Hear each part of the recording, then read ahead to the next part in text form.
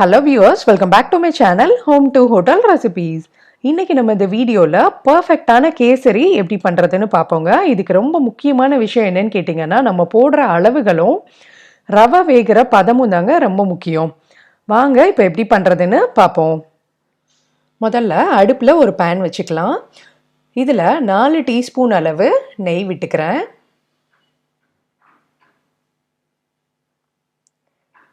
நெய் நல்லா உருகட்டும். இப்போ நல்லா உருகிருச்சு. இதுக்கு அடுத்தது உங்களுக்கு தேவையான அளவு முந்திரி பருப்பு சேர்த்துக்கோங்க. லைட்டாக ஃப்ரை பண்ணுங்கள் முந்திரி பருப்பை. பாதி முந்திரி பருப்பு ஃப்ரை ஆனதுக்கு அப்புறமா தான் கிஸ்மிஸ் பழம் ஆட் பண்ணணும். கிஸ்மிஸ் பழமும் உங்களுக்கு தேவையான அளவு எடுத்துக்கோங்க. நான் ரெண்டுமே 5-6 எடுத்திருக்கேன். இந்த மாதிரி ஃப்ரை ஆனதும் தனியாக எடுத்து வச்சுருவோம். இதை நம்ம லாஸ்ட்டாக ஆட் பண்ணிக்கலாம்.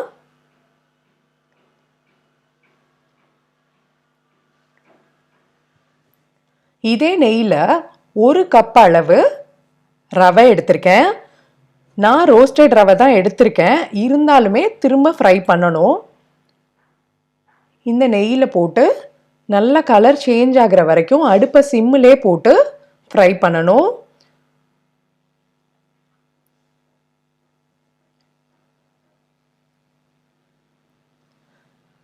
இப்போ ரவை வதக்கிற நேரத்தில் நம்ம தண்ணி சுட வச்சிடலாம். நான் ரவை எடுத்த அதே கப்பில் 3 கப் அளவு தண்ணி சேர்க்க போகிறேன். 1 கப்பு ரவைக்கு 3 கப் அளவு தண்ணி.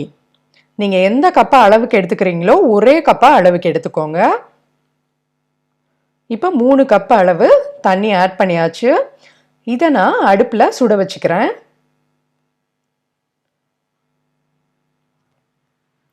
இப்போ தண்ணி நல்லா சூடாகட்டும். இப்போ நல்லா சூடாகிருச்சு. இதுக்கு அடுத்தது குங்குமப்பூ 2 பிஞ்ச் அளவு நான் அந்த கப்பில் எடுத்து வச்சுருக்கேன். இதில் இந்த சுடுதண்ணியை ஒரு 3 ஸ்பூன் அளவு எடுத்து ஊற்றிக்கோங்க. இந்த குங்குமப்பூ கலரே நமக்கு கேசரிக்கு கரெக்டாக இருக்கும். உங்களுக்கு ஜாஸ்தி கலர் வேணும்னா மட்டும் ஃபுட் கலர் ஆட் பண்ணிக்கோங்க. நான் ஃபுட் கலர் ஆட் பண்ணலை. இந்த கலரே நமக்கு போதும். இதை நல்லா ஊறட்டும். கடைசியாக ஊற்றிக்கலாம். இதை நான் எடுத்து வச்சிடுறேன் தனியாக. இப்போ பார்த்தீங்கன்னா ரவை நல்லா ஃப்ரை ஆயிருச்சு. நல்லா அந்த மாதிரி லைட்டாக கலர் சேஞ்ச் ஆகிருக்கணும். சேஞ்ச் ஆனதுக்கு அப்புறமா இப்போ தண்ணி நல்லா கொதிச்சிருச்சு. அந்த கொதிக்கிற தண்ணியை இதில் ஆட் பண்ணிக்கலாம்.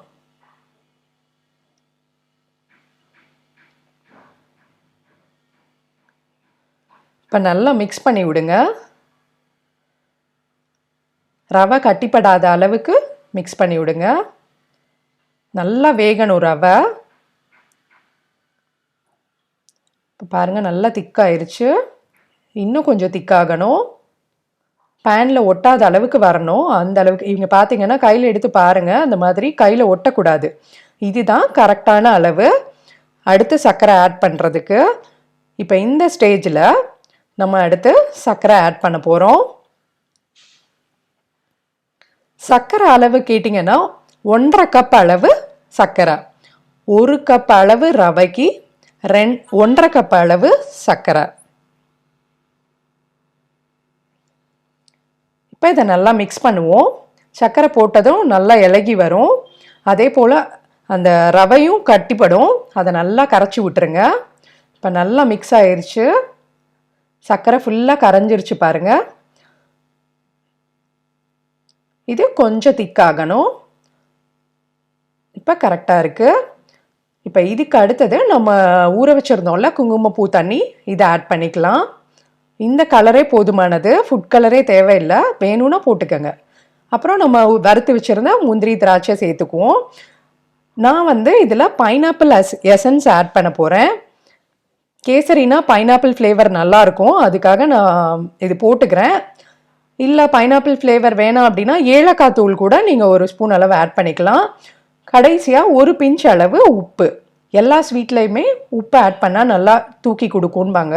சுவையை தூக்கி கொடுக்கும். கடைசியாக 2 டீஸ்பூன் அளவு நெய் விட்டு நல்லா மிக்ஸ் பண்ணி விடுங்க. இப்போ நமக்கு நல்ல சாஃப்டான கேசரி ரெடி ஆயிடுச்சு. இப்போ திக்கானோன்னா நான் அடுப்பு ஆஃப் பண்ணிவிட்டு மேலாக ஒரே ஒரு டீஸ்பூன் நெய் விட்டு இந்த மாதிரி ஃபுல்லாக தடவி விட்டுறேன். இது எதுக்காகனா நல்லா மேலே ட்ரை ஆகாமல் இருக்கும், அதுக்காக. இப்போ பாருங்கள், நமக்கு நல்லா சூப்பரான சாஃப்டான கேசரி ரெடி ஆயிருச்சு. எல்லாரும் இந்த பக்குவத்தில் செஞ்சு பாருங்கள், பர்ஃபெக்டாக வரும் கேசரி. எல்லாரும் ட்ரை பண்ணி பார்த்துட்டு எப்படி இருந்ததுன்னு மறக்காமல் கமெண்ட் பண்ணுங்கள்.